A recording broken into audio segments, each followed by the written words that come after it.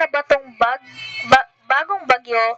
Ang tawag niya ay Bawi. Ito po ang itsura niya sa 5:21 p.m. Ito po ang itsura niya ngayon sa 4:22 p.m.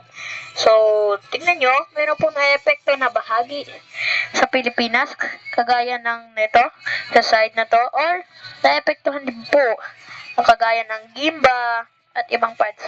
At sa next 1 hour, yung clouds po ay lalo po siyang aalis sa Pilipinas, pero meron pa din pong na-epektuhan, kagaya ng ulang nga po.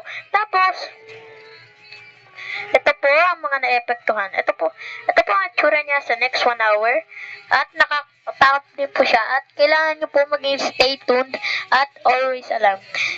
Kailangan nyo na po bumili ng mga supplies kung sakaling kailangan. Dahil ito ay palapit na ng Pilipinas.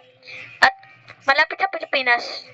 At maepektuhan din tayo ng bagyo kahit ano. Tapos papunta din po siya sa Taiwan. Sa mga Taiwan tao, please get ready because sasalpak po siya sa Taiwan. So, kung nasa Taiwan po kayo ngayon, please get ready kasi po sasalpak po siya sa Taiwan. Please stay tuned for the next video. Bye-bye!